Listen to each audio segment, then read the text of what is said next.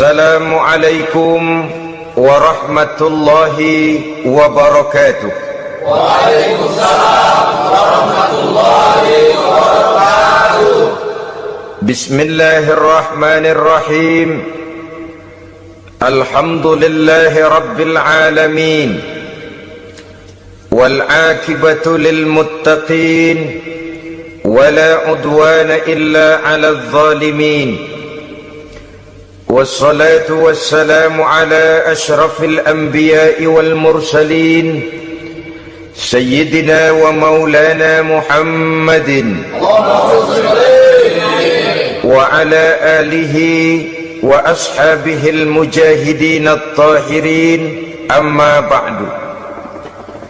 Saudara-saudara kaum muslimin rahimakumullah, salah satu kelebihan makhluk bernama manusia, yaitu bahwa Allah subhanahu wa ta'ala menghiasi hidup manusia ini dengan syahwat, atau yang lazimnya kita sebut sebagai hawa nafsu.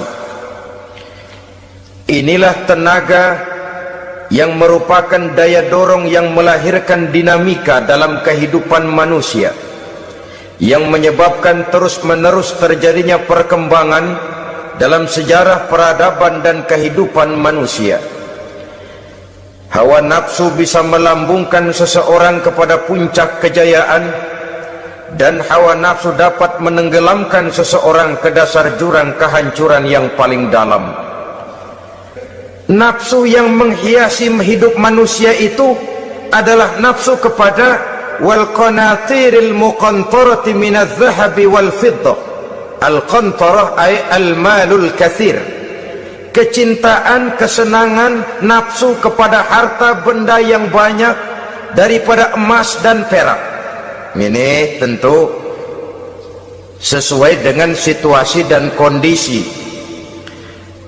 Kecintaan untuk mengumpulkan harta benda yang sebanyak-banyaknya, baik itu berupa emas, baik itu berupa perak. Ini cuma penyebutan beberapa jenis dari kecenderungan manusia kepada harta benda. Bukankah sering dikatakan orang bahwa manusia di dalam berhadapan dengan harta itu seperti meminum air laut? Makin diminum, makin kering tenggorokan, makin haus kita dibuatnya. Apabila watak ini kita perturutkan, maka manusia tidak akan pernah kenal puas, tidak akan pernah kenal cukup.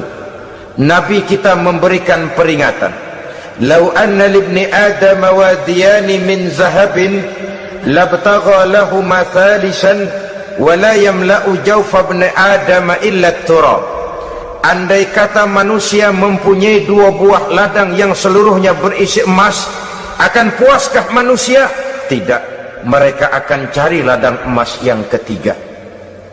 Wala yamla'u jawfa ibni Adam illa turab. Sungguh mulut manusia ini tidak akan pernah penuh terisi kecuali kalau sudah disumpal dengan tanah. Artinya kalau sudah dia dipendam di liang lahat baru cukup. Tetapi sepanjang dia masih bergerak, masih hidup dan bernyawa, masih bisa berusaha dan berbuat, dia tidak akan pernah mengenal puas. Ini akan mendorong manusia terjebak kepada menghalalkan segala cara untuk mencapai tujuan. Yang penting kaya, kan begitu, dan cepat. Sebab sekarang orang sering motong kompas. Yang penting kan cepat kaya. Soal cara, kalau jujur aja mah, sampai kapan mau kaya? Perkara itu renten, bukan soal. Perkara itu judi, tidak jadi masalah. Perkara itu korupsi, menyangkut hak orang banyak, bukan soal. Yang penting cepat kaya. Dan anehnya lagi, tidak malu menumpuk kekayaan dengan cara yang tidak wajar. Ya kan orang hidup bermasyarakat tuh bisa dianalisa toh. Emang usahanya apa sih? Gajinya sebulan berapa sih? Kok bisa gitu-gitu bener sih? Dari mana sih? Secara langsung orang tidak berani bertanya, tapi dari mulut ke mulut akhirnya tersebar jadi rahasia umum. Si Ano kan punya Ano, dia Anonya seano. Ini bisa jadi bahan pertanyaan dalam kehidupan, akhirnya jadi gunjingan. Orang sudah tidak terlalu peduli dari mana kekayaan itu diperoleh, yang penting kaya. Dengan menghalalkan segala macam cara, terjebaklah ke dalam cara-cara mafia, terjebaklah ke dalam cara-cara yang tidak wajar, tidak bijaksana, memperkuat klik, clean, dengan menghantam yang lain. Saudara-saudara kaum muslimin rahimakumullah, bahwa manusia punya nafsu ingin kaya itu boleh. Agama memberikan tuntunan, memberikan aturan. Tidak hanya sekedar asal kaya, tidak hanya sekedar asal banyak harta. Malahan hadis menyatakan, kalau saudara diberikan umur panjang, pertanyaan akhirat cuma satu kok. Umurmu kau habiskan di mana? Kalau saudara diberikan amanah berupa ilmu pengetahuan, pertanyaan akhirat juga cuma satu kok. Ilmumu kau amalkan untuk apa? Tapi kalau kita diberikan amanah berupa harta benda, pertanyaan akhirat itu dua. Min aina iktasabahu wa fima anfaqahu. Dari mana hartamu kau dapat, kemana hartamu kau belanjakan. Dari mananya ditanya, kemananya juga ditanya. Depan belakang ditanya. Dan kalau mempergunakan harta untuk kesenangan syahwat, orang berani bukan main. Tapi kalau untuk kepentingan agama, yang hakikatnya untuk kepentingan dirinya sendiri, berat seperti nyabut bambu dari ujung. Orang kalau menyumbang masjid 100.000, itu kan zohirnya memberikan panitia masjid, tapi hakikatnya kan dia nabung buat dirinya sendiri. Seolah-olah dia cuma berkata, Pak, tolong saya titip 100.000, ini untuk kepentingan saya di akhirat nanti. Silakan uangnya mau dibelikan semen, pasir, kaca, pintu, jendela, silakan. Saya cuma titip, ini untuk saya di akhirat nanti. 100.000 Pak. Zohirnya dia memberikan kepada panitia masjid, madrasah, pesantren, yatim piatu. Hakikatnya dia nabung buat dirinya sendiri di akhirat. Malah tabungan ini bukan SDSB namanya, SDBS, sumbangan dana berhadiah surga, itu SDBS namanya. Sekarang orang mengejar SDSB, lalu berat mengejar SDBS, sumbangan dana yang berhadiah surga langsung dari Allah subhanahu wa ta'ala. Coba kalau dia main golf, sewa lapangan golf itu 400-500 ribu sebulan, paling 4-5 kali main. Beli stick golfnya saja sampai jutaan. Datang panitia pembangunan masjid 100.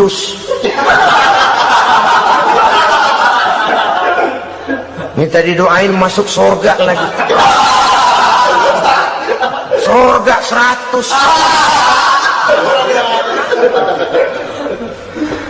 Saudara-saudara kaum muslimin rahimakumullah, kecintaan kepada harta benda yang banyak, baik berupa emas, berupa perak, mendorong orang untuk berlomba-lomba yang Allah peringatkan dalam Al-Quran, alhaakumut takatsur hatta zurtumul maqabir. Kamu telah lalai akibat kamu berlomba-lomba memperbanyak materi dunia. Hatta zurtumul maqabir, sampai kamu dekat masuk ke liang kubur, baru rupanya sadar bahwa perlombaan ini tidak akan pernah sampai ke garis finish. Betapapun jauhnya rally Paris-Dakar, garis finishnya ada.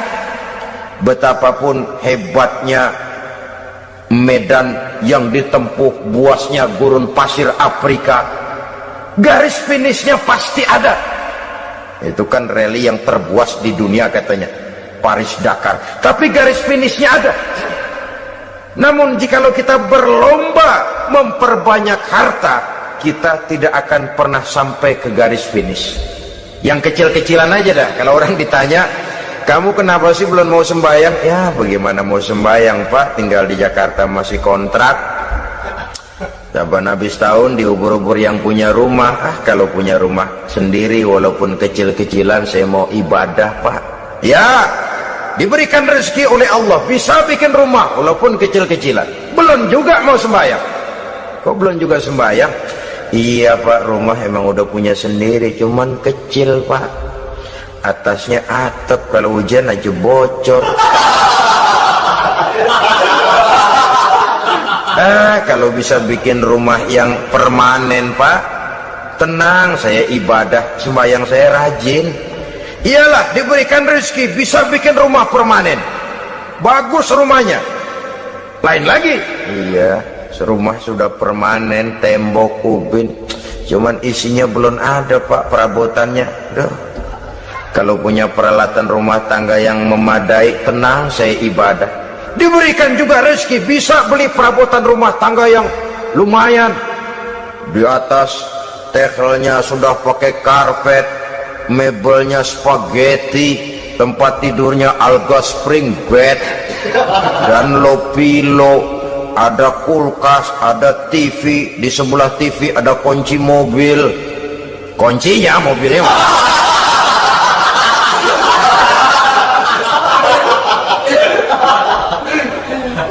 bagaimana? Sekarang sudah cukup perabotan. Perabotan sudah ada Pak, cuman kendaraan belum punya ini.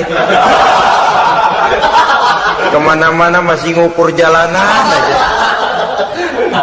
Kalau punya kendaraan enak, kemana-mana cepet Pak, mau ke masjid juga getap dah, rajin. Diberikan rezeki bisa beli kendaraan. Lain lagi nanti, sudah punya sepeda pengen punya motor kepengen punya mobil kepengen punya pesawat terbang pengen punya kapal induk. Sudah punya kebun pengen beli sawah, sudah punya sawah pengen punya gunung, sudah punya gunung, laut diborong. Perlombaan materi tidak akan pernah membawa kita ke garis finish, karena sifatnya sangat abstrak, bahkan akan mendorong kita seperti gurita, cenderung kepada penyakit tamak bin rakus alias serakah. Dengan demikian saudara-saudara, bahwa kecintaan kepada harta merupakan nafsu, dan nafsu itu adalah perhiasan. Dia bisa menjadi daya dorong positif. Kalau dalam upaya memperoleh harta itu kita tidak akan keluar dari tujuan keridhaan Allah. Saya cari nafkah tapi yang Allah ridho. Saya ingin kaya tapi dengan cara yang Allah ridho. Ini kunci yang akan menyelamatkan kita manusia dari perangkap menghalalkan segala cara. Ini yang ketiga. Yang keempat, dihiasi manusia itu dengan nafsu kepada wal khailil musawwamah, kuda yang bagus, kendaraan yang bagus, kuda yang terpelihara. Al-musawwamah ada yang mentafsirkan ar-ra'iyah. Ar-ra'iyah itu yang digembalai, binatang ternak, kuda yang digembalai atau kuda yang diikat. Artinya kalau dulu kan yang namanya tuan-tuan tanah itu baru dibilang bejeger kalau kemana-mana naik kuda. Jet set zaman dulu itu udah kelompok jet set itu kendaraan. Kalau sekarang baby benda, dulu mah kuda band.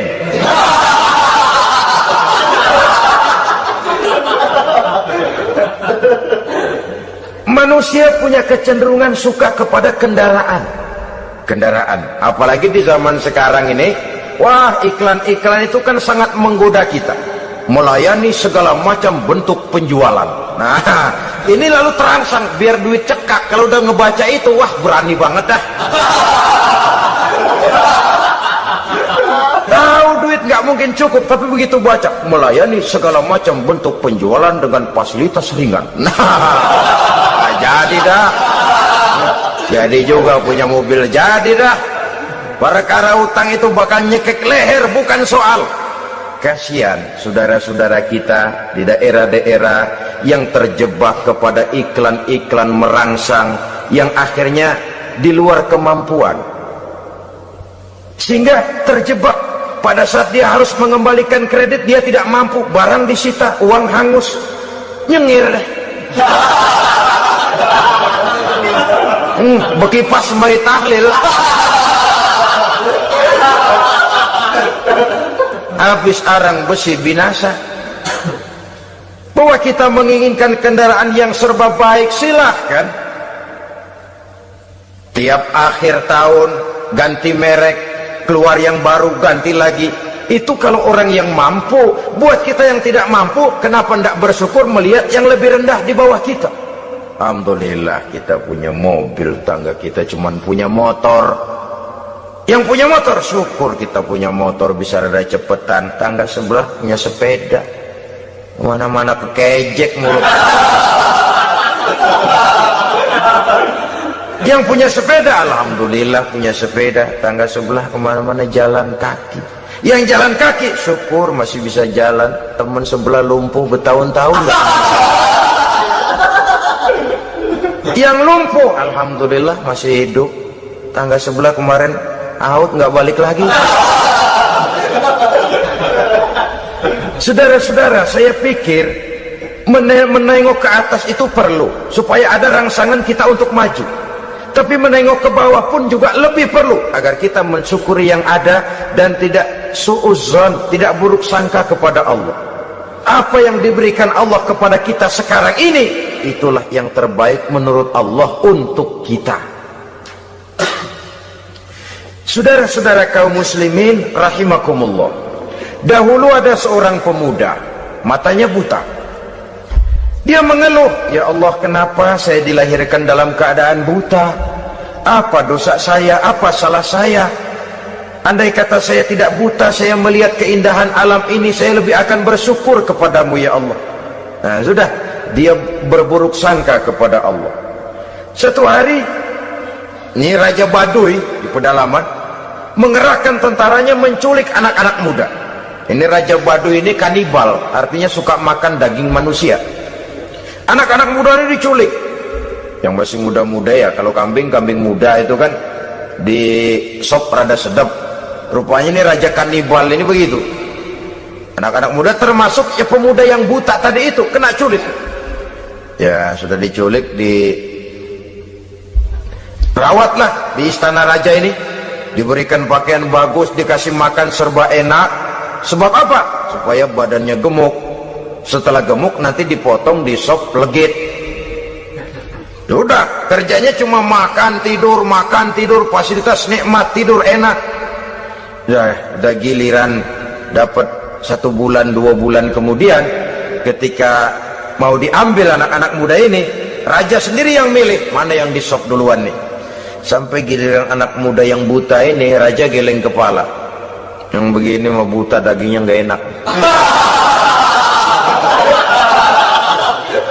Ini satu lepas saja, lepas. Saya mau makan daging orang buta, lepas saja. Pulang ini anak muda, batinnya bersyukur, sujud syukur, ya Allah, katanya, untung saya buta. Coba kalau saya nggak buta, udah habis saya di sop. 2 bulan yang lalu dia mengeluh, ya Allah, kenapa saya dilahirkan dalam keadaan buta? Sekarang dalam pulang ke rumah, perjalanan menuju ke rumah, dia berkata, alhamdulillah, andai kata saya tidak buta, habis badan saya disop oleh raja yang kanibal tadi itu. Saudara-saudara kaum muslimin rahimakumullah, jadi dengan demikian pola hidup yang konsumtif sesungguhnya sangat tidak mendidik apabila dilatar belakangi oleh kemampuan yang tidak menunjang. Dengan demikian setidaknya mendidik orang untuk berkhayal. Anak-anak muda sama merek mobil ngerti banget dah, punya kagak? Ini BMW model terakhir nih. Nih kemarin gue ngeliat di sana, gue megang rame.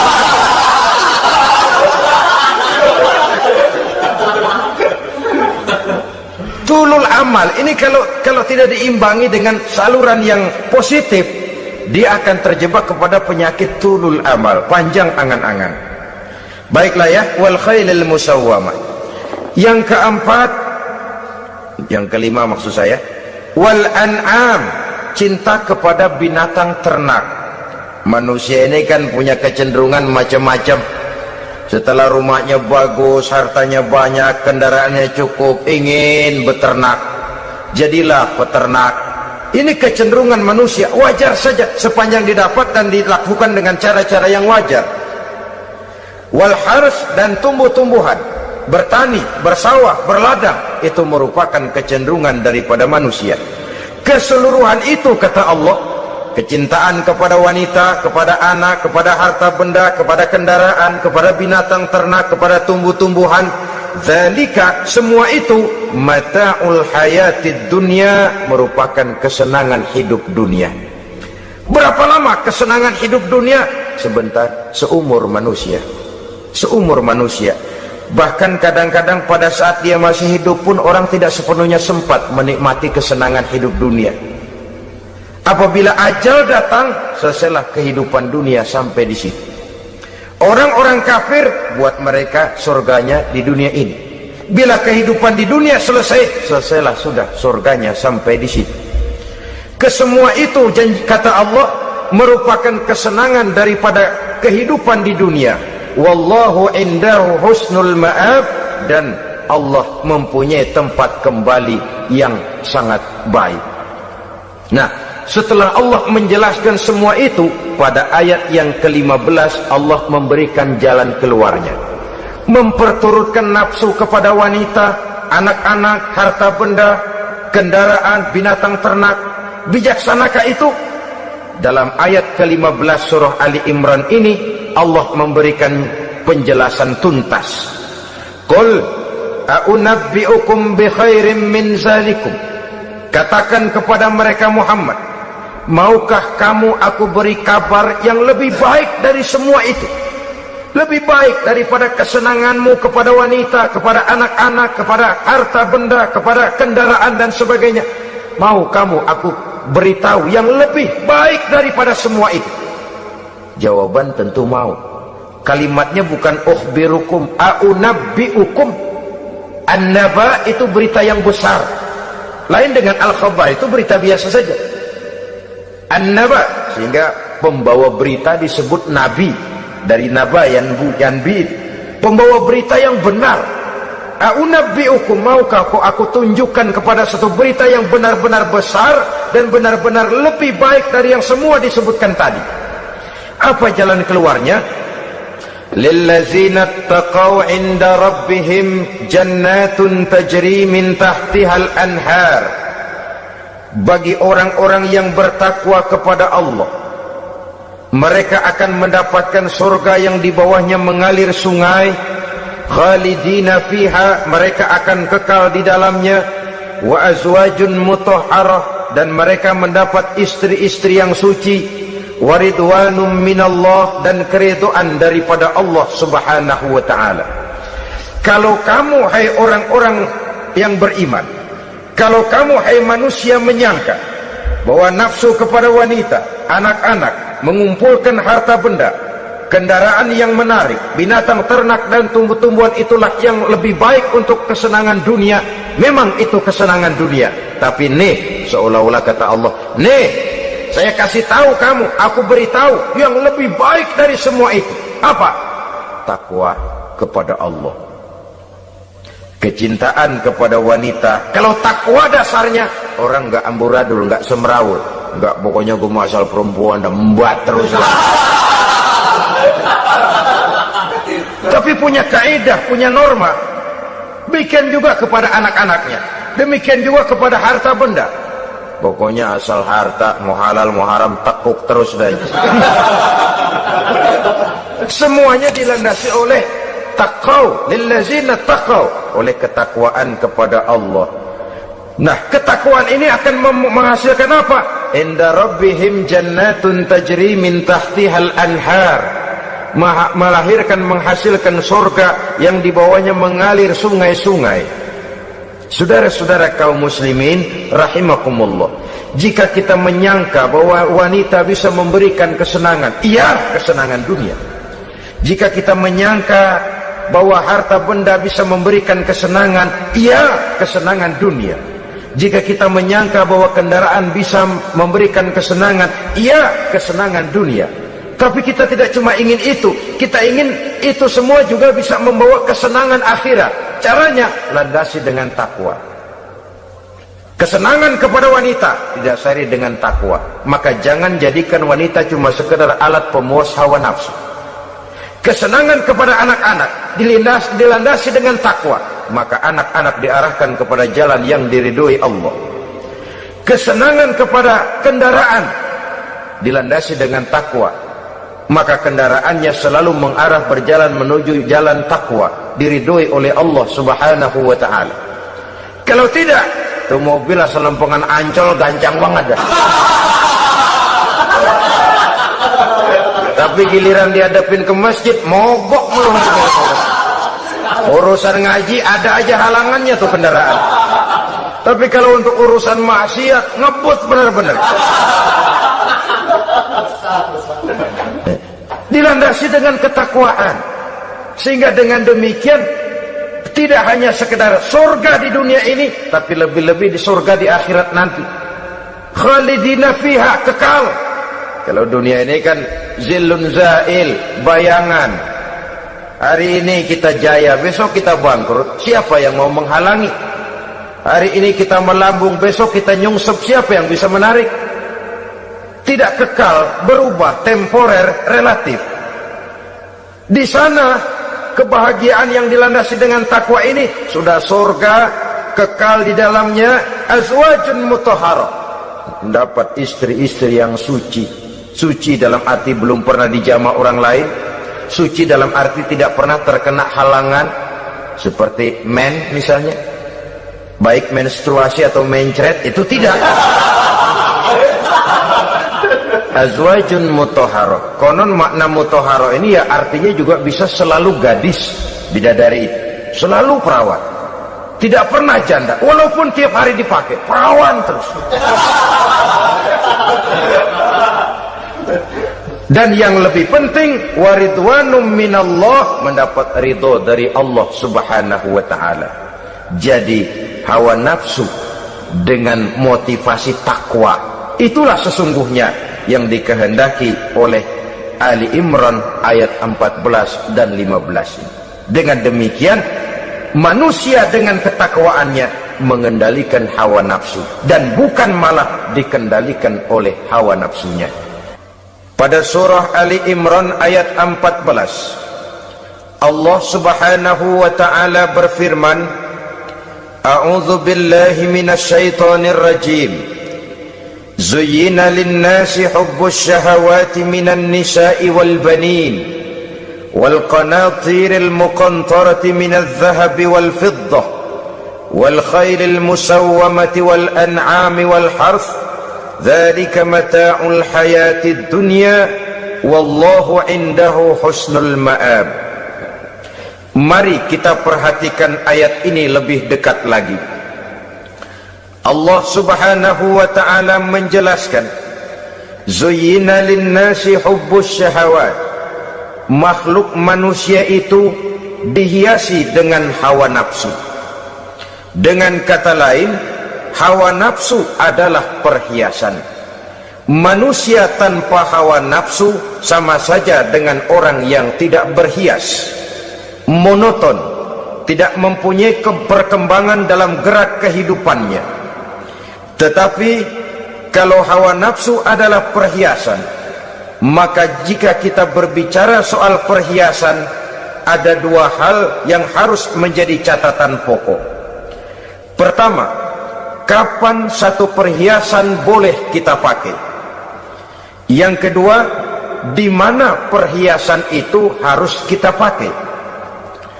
Kalau saudara berdandan rapi, pakai sepatu dengan kaos kaki, celana, jas, pakai dasi segala macam, tapi itu saudara lakukan pada saat saudara akan pergi ke WC, maka saudara sudah memakai perhiasan tidak pada waktu yang tepat. Begitupun sebaliknya, kalau jam tangan saudara pakai di kaki, kopiah saudara pasang di kaki, lalu sepatu naik ke atas jidat, maka saudara memakai perhiasan tidak pada tempatnya yang tepat. Demikian juga sifat yang bernama nafsu. Kapan dia boleh diperturutkan, di mana dia boleh disalurkan, adalah tugas daripada agama untuk mengatur syahwat atau hawa nafsu. Lihatlah kehidupan malaikat. Malaikat makhluk yang diciptakan Allah tanpa hawa nafsu. Maka kehidupan malaikat monoton. Malaikat tidak mempunyai peradaban dan kebudayaan. Malaikat adalah makhluk yang secara instinktif diciptakan untuk berbakti, tidak punya alternatif atau pilihan lain. Saudara lihat, ada malaikat yang sejak diciptakan diperintahkan untuk sujud, sujud saja sampai sekarang, enggak bangun-bangun. Ada malaikat yang sejak diciptakan diperintahkan untuk tasbih, tasbih saja, yang lain tidak. Ada malaikat yang sejak diciptakan diperintahkan mencabut nyawa, nyawa saja urusannya, yang lain tidak. Pekerjaannya monoton, tetapi memang karena tidak ada hawa nafsu, tidak ada kecenderungan malaikat untuk nyeleweng. Belum pernah kita dengar misalnya ada malaikat Jibril korupsi ayat. Ini kelihatannya ayat bagus ini, nggak usah disampaikan kepada bawahan, Muhammad dipakai sendiri saja. Tidak.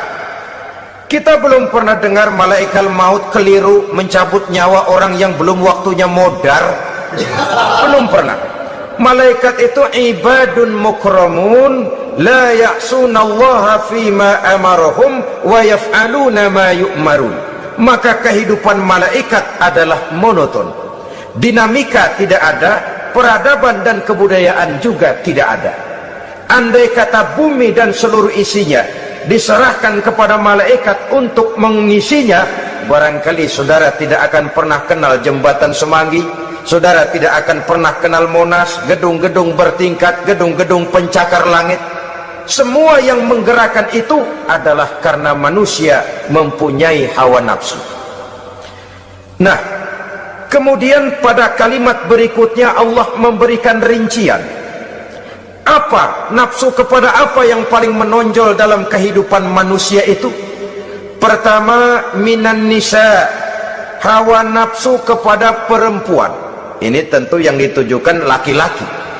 Dimanapun saja makhluk bernama laki-laki, kalau dia normal, tidak impoten, mesti suka kepada perempuan.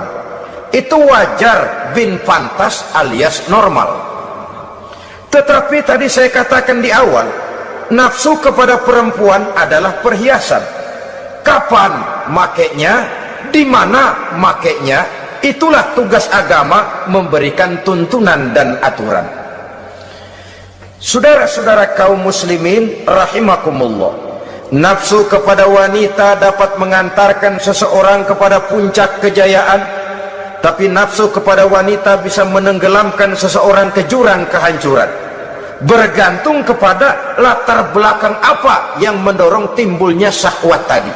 Dengan kata lain, motivasi syahwat tadi digerakkan oleh iman dan ketakwaan, atau semata-mata karena memang syahwat yang merupakan kendaraan iblis. Penyelewengan pertama yang terjadi dalam sejarah kehidupan manusia adalah penyelewengan yang dilakukan oleh Nabi Adam alaihi salam pada saat ia memetik buah khuldi. Kenapa itu dilakukan oleh Nabi Adam? Karena terdorong oleh rasa sayang dan cinta kepada istrinya Hawa. Sebenarnya Hawa lah yang merajuk, Siti Hawa lah yang membujuk, dan Nabi Adam oleh karena syahwatnya kepada istrinya memperturutkan bujukan Siti Hawa itu. Peristiwa Nabi Adam ribuan tahun yang lalu akan terus relevan sampai ke zaman kita sekarang ini. Berapa banyak orang-orang yang karena terlalu ingin menyenangkan istrinya, lalu tidak segan-segan melakukan perbuatan-perbuatan yang menyimpang, baik itu merugikan orang lain, merugikan masyarakat, bahkan merugikan bangsa dan negaranya. Seorang pedagang tidak akan segan-segan menipu. Sebaliknya pun begitu. Tidak jarang wanita di dalam kelemahannya bisa menenggelamkan dunia. Seorang suami yang jujur, polos, lugu, sederhana bisa jadi koruptor ulung karena didorong-dorong oleh istrinya. Istrinya barangkali bisa saja dibakar-bakar oleh tetangganya. Suaminya jujur, sederhana, kepala bagian, tempatnya basah tapi melarat. Istri rupanya tidak sabar melihat gaya hidup yang makin konsumtif, persaingan yang makin tajam. Suaminya dikipas-kipasin. Kata istrinya, bang, tetangga sebelah kita lakinya pegawai kecil, bang, tapi gelangnya kayak pelek beca. Abang ini kepala bagian tidak bisa membelikan saya macam itu, percuma lah. Kata suaminya, ya bagaimana, bu, gaji saya cuma segitu-gitunya. Ya namanya kepala bagian, apaan, kayak sahabat dulu. Kalau sudah berpikir ke arah ini, artinya sudah ngipasi suaminya untuk melakukan tindakan yang tidak wajar. Saudara-saudara kaum muslimin rahimakumullah, sejak zaman klasik sampai kepada zaman kita sekarang ini, kita melihat kecenderungan syahwat kepada wanita ini. Julius Caesar yang katanya gagah perkasa ternyata tunduk di bawah kaki Cleopatra. Napoleon Bonaparte, the Lion of Europe, singa daratan Eropa, luas kekuasaannya, gagah perkasa tentaranya, kepada siapa dia tunduk? Ke bawah kakinya Margaret Josephine. Demikianlah di zaman kita sekarang. Kita melihat di Jepang betapa Perdana Menteri Uno didesak mengundurkan diri dari jabatan Perdana Menterinya oleh karena terlibat skandal dengan geisha. Kita juga melihat di Amerika betapa Senator Gary Hart dari Partai Demokrat yang masih muda, jenius, diharapkan masa depan Amerika lahir dari tangannya, terpaksa mengundurkan diri dari calon presiden oleh karena terlibat skandal dengan Donna Rice. Kita juga menyaksikan betapa parlemen dan kabinet di Inggris sempat geger oleh karena skandal Pamela Bordes, pelacur kelas kakap yang melanglang buana mencari sasaran-sasaran kakap. Ini adalah kisah kejatuhan yang diakibatkan oleh hubbus syahawat minan nisa. Oleh karenanya benar jika Nabi kita menyatakan an-nisa'u imadul bilad, wanita adalah tiang negara. Jikalau baik wanita, baik negara. Jikalau rusak wanita, hancur negara. Kalau syahwat kepada wanita cuma semata-mata karena syahwat, maka seorang laki-laki akan memandang wanita cuma sekedar alat pemuas hawa nafsu. Nilainya rendah. Sedangkan agama kita mengajarkan ma akraman nisaa illa karimun wa ma ahanan nisaa illa laimun, kata Nabi. Tidak akan menghormati kaum wanita kecuali orang-orang yang terhormat, dan tidak akan merendahkan derajat kaum wanita kecuali memang orang-orang yang rendah moralnya. Dengan kata lain, apabila syahwat minan nisa ini dilandasi dengan semangat iman dan ketakwaan, maka kehidupan Rasulullah sallallahu alaihi wasallam sungguh menjadi figur dan contoh dalam kehidupan kita. Perkawinannya bukan karena wajah yang cantik semata-mata, tapi lebih merupakan nilai ibadah kepada Allah Subhanahu wa taala. Dengan demikian, kecenderungan kepada hubbus syahawat minan nisa dikontrol oleh nilai iman. Barometernya, tolok ukurnya adalah iman. Di zaman sekarang banyak kasus kawin campur yang pada akhirnya akan membingungkan kita sendiri. Padahal Al-Quran secara jelas dan tegas memberikan bimbingan. Orang itu kalau sudah, kata Imam Syafi'i, wa ainur ridha an kulli aibin kalilatun kama anna aina suhti tubdil masawiya. Mata kalau dibalut cinta dia buta terhadap nista, tapi mata kalau dibalut benci hanya melihat yang keji-keji saja. Biasanya cinta kepada wanita memang bisa menimbulkan dorongan yang positif, tapi juga bisa membuat seseorang buta sama sekali. Dorongan yang positif paling kurang dari segi penampilan. Coba lihat lelaki kalau lagi demen perempuan, lenjeh banget kan? Sisiran rambutnya rapi, teriskaan bajunya lancip, sepatunya mengkilat, kantong celananya tebel, perkara anduk isinya bukan soal. Yang penting kan gaya. Lalu dinamis, kreativitasnya ada saja timbul. Tapi pada sisi lain, jikalau orang sudah kehilangan pertimbangan, juga kadang-kadang tidak segan-segan mengorbankan akidah, mengorbankan nilai-nilai iman. Padahal ini taruhan utama, sampai Quran dengan tegas memberikan peringatan. Wala amatun mu'minatun khairun min musyrikatin walau a'jabatkum. Perempuan budak yang hitam legam, kalau beriman itu lebih baik untuk dinikahi daripada wanita cantik berkulit kuning langsat tapi musyrik. Lebih baik budak yang hitam legam beriman daripada wanita cantik berkulit kuning langsat berhati bangsat. Tapi kita kadang kehilangan pertimbangan. Karena agama, karena cinta agama digadaikan, karena cinta akidah terjual, karena cinta keyakinan jadi korban. Ini semua penyakit yang datang dari hubbus syahawat minan nisa, kecenderungan mengumbar nafsu kepada perempuan. Ini memang perhiasan, tapi bisa juga jadi bumerang dalam kehidupan manusia. Berapa banyak penyelewengan terjadi karena pengaruh wanita yang tidak bisa jadi bisa. Ini pengaruh di dalam kehidupan memang sedemikian besarnya, sehingga saudara-saudara kaum muslimin, inilah yang perlu dikendalikan dalam kehidupan, kapan dan di mana. Kalau nafsu adalah perhiasan, kapan dan di mana perhiasan itu harus kita pakai, di mana dia harus kita tempatkan. Begitu juga yang menyangkut soal perempuan. Kapan? Ya kapan? Tentu kalau sudah nikah. Di mana? Yang jelas bukan di depan umum.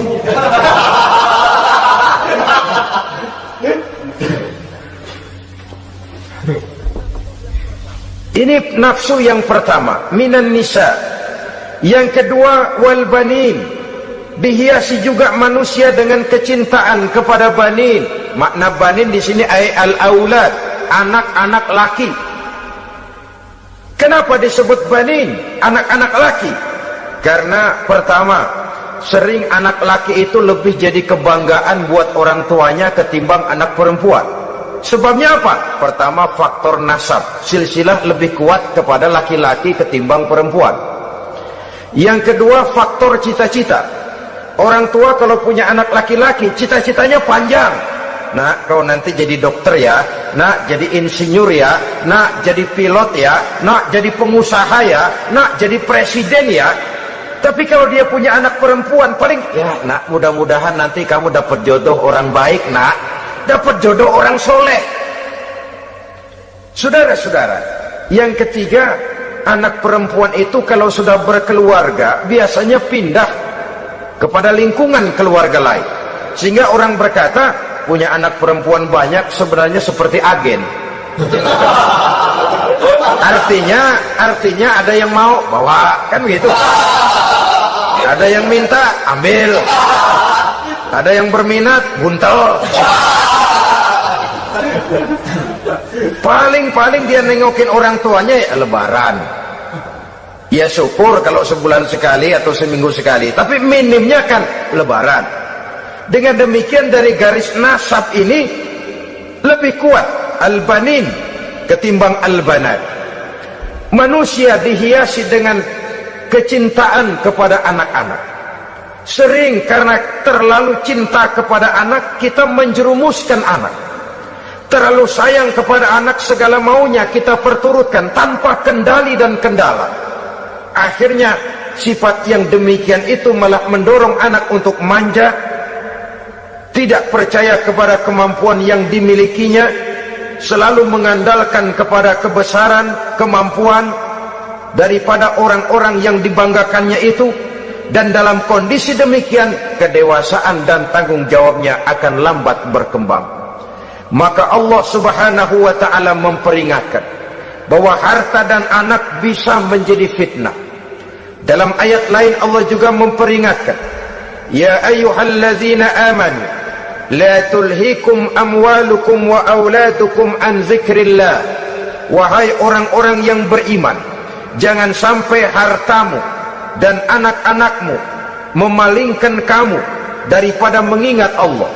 Jangan sampai kesibukanmu kepada anak dan harta benda menyebabkan kamu sampai lupa mengingat Allah Subhanahu wa ta'ala.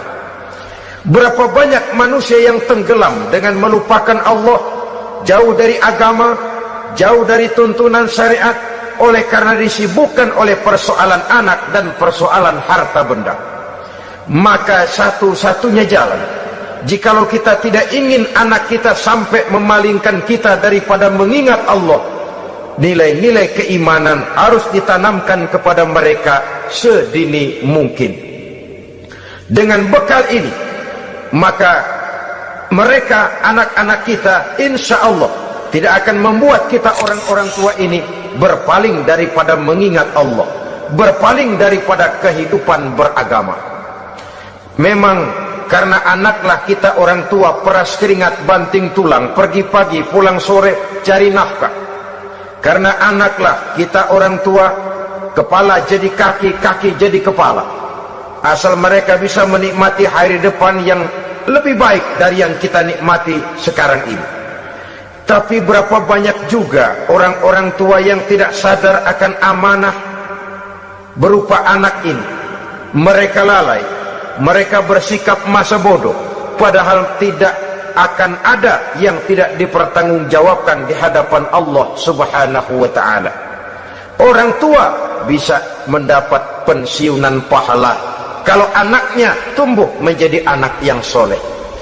Tetapi orang tua pun bisa saja masuk neraka karena anaknya menjadi anak yang kurang ajar dan orang tuanya sama sekali tidak pernah memberikan pendidikan yang sebagaimana mestinya.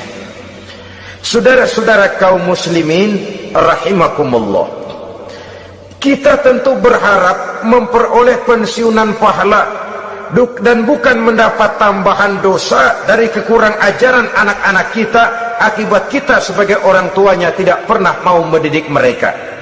Dalam hadis ada diriwayatkan, ada anak kurang ajar, sembahyang tidak, puasa ibadah tidak, kenal Allah tidak, beriman pun tidak, dosa kelewat banyak, kejahatan berkarat. Di akhirat nanti disidang dia, ditanya, kamu kenal siapa Tuhanmu? Tidak. Kamu tahu siapa nabimu? Tidak. Kitab sucimu apa? Tidak tahu. Kiblatmu di mana? Tidak ada. Kamu sholat? Tidak pernah. Kamu puasa? Tidak pernah. Wah, kalau begitu kamu rusak sekali, kamu neraka. Anak ini mengajukan protes. Saya menuntut keadilan. Benar saya tidak kenal siapa Tuhan saya. Saya tidak tahu apa kitab suci saya. Saya tidak pernah mendirikan sholat, tidak pernah melaksanakan puasa. Pendeknya tidak ibadah dan tidak iman. Tapi semua itu terjadi sebab-sebabnya tidak lain karena orang tua saya tidak pernah mendidik dan mengajarkan saya. Orang tua saya tidak pernah mengarahkan saya ke jalan itu. Sampailah saya seperti keadaan yang sekarang ini. Orang tua saya enak-enakan ngaji, saya teler diantepin aja. Orang tua saya memegang kitab, saya megang botol. Dia tahu, dia diam saja. Dia tahu dan dia tidak memberikan peringatan. Karena orang tua saya lah, maka saya jadi seperti sekarang ini. Kalau saya harus masuk ke dalam neraka, saya menuntut keadilan agar orang tua saya juga ikut bersama saya gabung ke dalam neraka. Orang tuanya yang baik-baik dipanggil, sudah mau berangkat ke surga nih orang tua, dipanggil, "Ntar dulu mas, sini dulu." Mau kemana, kencang banget? Surga pak, nanti dulu urusan belum beres. Ini benar anakmu ini? Dilihat anaknya, iya anak saya ini. Waktu di dunia nggak pernah diajarin ngaji, nggak pernah. Sampai dia nggak kenal Tuhannya, nggak kenal nabinya, nggak kenal kiblatnya, nggak kenal kitabnya. Iya. Dia sembahyang, kamu diam, dia nggak sholat, kamu diemin aja. Iya kali. Kenapa pakai kali? Yang benar ngomong mas. Ramadan dia nggak puasa, kamu nggak tegur, kamu diam saja. Iya. Wah, kamu nggak tanggung jawab. Kamu tahu anak itu adalah amanah. Menyia-nyiakan amanah adalah khianat. Khianat adalah dosa besar. Jadi bagaimana saya? Ya kamu gabung sama anakmu, join ke neraka berdua bareng. Lantaran kamu tidak mau mendidik mereka, anak-anakmu, maka jadilah anak-anakmu seperti sekarang ini. Saudara-saudara kaum muslimin rahimakumullah. Sebaliknya, jikalau anak-anak kita yang kita cintai ini, yang merupakan buah hati belahan jantung, tumbuh dan berkembang menjadi anak-anak yang soleh, yang bermanfaat bagi masyarakatnya, bagi agama, bangsa dan negaranya, kita orang tuanya bolehlah tentram menerima pensiunan pahala. Menerima pensiunan pahala dari kesolehan anak yang ditinggalkannya. Alangkah nikmatnya mendapat pensiunan pahala. Terbaring kita di bawah pohon kemboja, nilai kebaikan kita dikenal orang, nama kita akan tetap hidup. Oleh karena kita meninggalkan anak-anak yang tumbuh menjadi generasi yang soleh, bukan anak yang salah. Oleh karenanya, kecintaan kepada anak jangan sampai membuat kita lalai dari mengarahkan mereka kepada kehidupan beragama. Di zaman sekarang ini, kecenderungan kita mengarahkan anak pun sudah kepada kecenderungan yang berbau materialistis. Maka yang ramai bagaimana anak bisa mengejar program MBA, Master of Business Administration, supaya keluar bisa jadi manajer. Bagaimana anak lalu kursus komputer, supaya keluar menjadi tenaga yang canggih di bidang komputer. Ya, kalau dia perempuan cantik, bagaimana dia bisa masuk Akademi Sekretaris and Management, supaya bisa jadi sekretaris. Atau bagaimana dia bisa masuk sekolah nyanyi, supaya nanti jadi penyanyi dengan tarik suara, uang lalu mengalir ke dalam kocek jutaan nilainya. Maka yang ramai pun hal-hal yang semacam itu. Dalam pada itu, pengajian, kursus-kursus keagamaan, studi-studi klub yang membicarakan masalah-masalah agama, ramainya kadang-kadang kalau bulan Ramadan, nah dianggap training center. Ya lumayan, daripada tidak sama sekali mah lumayan. Tapi dengan demikian ini kan merupakan bagian terpokok dari kehidupan manusia. Alangkah idealnya jika dia mengantongi gelar MBA, Master of Business Administration, tapi punya nilai iman yang tangguh, ahli komputer tapi punya keyakinan beragama yang mantap. Dan ini harus ditanamkan lebih dahulu sebelum dia menguasai disiplin ilmu yang lainnya. Saudara kaum muslimin rahimakumullah, kecintaan kepada anak-anak sering mendorong seseorang untuk menimbulkan sifat nepotisme.